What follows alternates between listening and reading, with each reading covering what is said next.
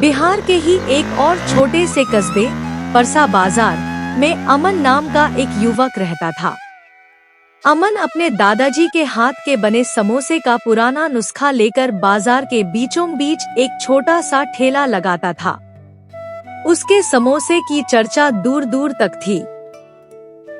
रोज सुबह अमन ताजे आलू, मटर और मसालों की स्टफिंग तैयार करता, मैदे के आटे को बेलकर उसमें भरकर उन्हें धीमी आंच पर तलकर सुनहरा और कुरकुरा करता और फिर उन पर अपनी खास इमली की चटनी और हरे धनिये की चटनी का जादू चलाता था। आज भी उसका ठेला पूरी रौनक पर था। ग्राहकों की एक लंबी कतार लगी हुई थी। तभी प्रशांत नाम का एक ग्राहक बड़े चाव से समोसा खाते हुए बोला, अमन, तुम्हारे हाथ में तो साक्षात अमृत है। ऐसा स्वाद पूरे जिले में नहीं मिलता। पीछे खड़ी कविता नाम की एक टीचर ने कहा, सही कह रहे हो प्रशांत भाई, इसके समोसे में वो चटपटा, कुरकुरा, नरमगरम स्वाद है कि मन तृप्त हो जाता है। और देखो कितनी साफ सफाई से काम करता है। अमन मुस्कुराते हुए बोला, आप लोगों का प्यार और विश्वास ही मेरी पूंजी है। मैं हर एक प्लेट में दादाजी का आशीर्वाद मिलाकर परोसता हूँ। तभी बाजार का एक जाना माना व्यक्ति बलराम वहाँ से गुजरा और बोला, अमन, तुम बहुत मेहनती हो। तुम्हारी माँ मीना भी कितनी खुश होती होगी तुम्हें सफल देखकर। जी काका, माँ कहती हैं कि खाने में स्वाद के साथ नियत की मिठास भी होनी चाहिए। अमन ने बड़े आदर से जवाब दिया। अमन की समोसे की दुकान इतनी मशहूर हो चुकी थी कि शाम होते होते उसका सारा माल बिक जाता था। वह खुशी खुशी घर लौटता। घर पर उसकी माँ मीना इंतजार कर रही होती थी। आ गया मेरा लाल, बैठ, मैं तेरे लिए खाना लगाती हूँ। रात को खाना खाते हुए मीना ने कहा, बेटा, अब तुम्हारा काम बहुत बढ़ गया है। अकेले संभाल नहीं पाते होगे, किसी भरोसेमंद आदमी को काम पर रख लो। अमन बोला, सही कहती हो माँ, अब मुझे किसी की मदद लेनी पड़ेगी। आजकल तो समोसा तलने और चटनी पीसने में ही बहुत समय चला जाता है। अगले दिन जब अमन ठेले पर काम कर रहा था, तभी एक दुबला पतला लेकिन तेज तर्रार दिखने वाला लड़का विजय उसके पास आया। भैया, क्या मुझे यहाँ कोई काम मिल सकता है? मैं बहुत जरूरतमंद हूँ। विजय ने दयनीय स्वर में कहा। अमन को दया आ गई। उसने तुरंत उसे अपने साथ काम पर रख लिया और उसे समोसे की पूरी प्रक्रिया, विशेषकर चटनी बनाने का गुप्त नुस्खा और सफाई का महत्व सिखाया। विजय बहुत जल्दी काम सीख गया। अब अमन समोसे तलता और विजय ग्राहकों को समोसे परोसता और पैसे संभालता। काम काफी आसान हो गया था और कमाई भी बढ़ गई थी। कुछ ही हफ्तों में विजय के मन में भी लालच ने घर कर लिया। उसने सोचा, यह तो बहुत आसान काम है। चटनी का नुस्खा तो मैंने सीख ही लिया है। क्यों न मैं खुद का ठेला लगा लूं और सारी कमाई खुद रखूं। अगले ही दिन विजय ने अमन के ठेले से कुछ ही दूरी पर अपना एक नया ठेला लगा दिया और जोर जोर से चिल्लाने लगा, आओ, असली ताजे समोसे खाने आओ, सिर्फ 15 रुपए प्लेट। जबकि अमन 20 रुपए में बेचता था।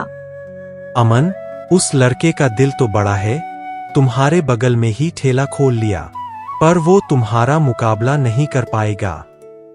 अमन ने शांति से कहा, रोटी कमाने का हक सबको है काका, पर ग्राहक को स्वाद और ईमानदारी का समोसा चाहिए, सिर्फ सस्ता समोसा नहीं। विजय ने शुरुआती दिनों में सस्ते दाम और झूठे प्रचार से कुछ ग्राहक खींच लिए। वह लोगों से कहता, अमन को समोसा बनाना मैंने ही सिखाया था, पर अब मैं उससे भी बेहतर और सस्ता बेच रहा हूँ। शुरुआत में विजय का स्वाद अमन जैसा ही था, क्योंकि वह अमन के बताए नुस्खे पर चल रहा था। लेकिन सस्ता बेचने के चक्कर में उसकी कमाई कम होने लगी। कुछ ही दिनों में विजय के मन का लालच उसकी नीयत में दिखने लगा। उसने सस्ता बेचने के लिए बासी मसालों का इस्तेमाल करना शुरू कर दिया। चटनी में सस्ते और घटिया मसाले मिलाने शुरू कर दिए। समोसों को पुराने और कई बार इस्तेमाल किए हुए तेल में तलना शुरू कर दिया। नतीजा यह हुआ कि उसके समोसे का स्वाद बुरी तरह से बिगड़ गया। एक दिन उसके ठेले पर एक ग्राहक समोसा खाते ही भड़क गया। छी विजय, यह क्या खिला रहा है? समोसे में तेल की दुर्गंध आ रही है। तूने स्वाद की जगह अपने लालच को घोल दिया है। दूसरे ग्राहक ने कहा, सही कह रहे हो। अमन की साफ-सफाई और स्वाद की बराबरी कोई नहीं कर सकता। तूने ग्राहक के पेट से खेलना शुरू कर दिया।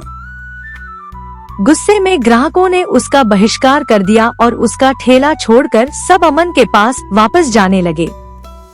शाम को अकेला और निराश विजय रोता हुआ अमन के पास आया।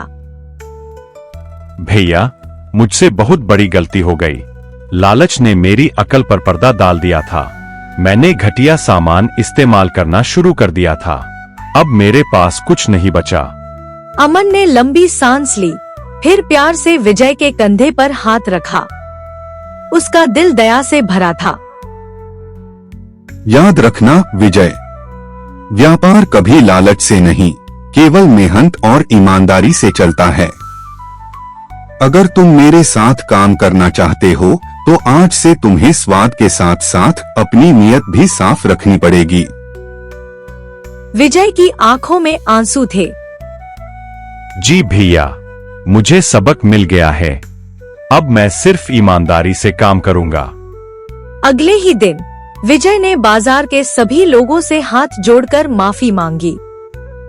फिर वह अमन के साथ मिलकर पहले की तरह काम करने लगा। अब अमन समोसे तलता और विजय पूरी ईमानदारी और मुस्कान के साथ ग्राहकों को समोसे परोसता। दोनों को साथ काम करते देख ग्राहक बहुत खुश होते थे। वाह, अब मजा आ गया। दोनों की मेहनत और ईमानदारी का स्वाद एक ही जगह मिल रहा है। ईमानदारी के समोसे का ठेला बाजार में और भी मशहूर हो गया। आप चाहते हैं कि आपका नाम हमारी अगली कहानी में इस्तेमाल हो तो कृपया नीचे अपना नाम कमेंट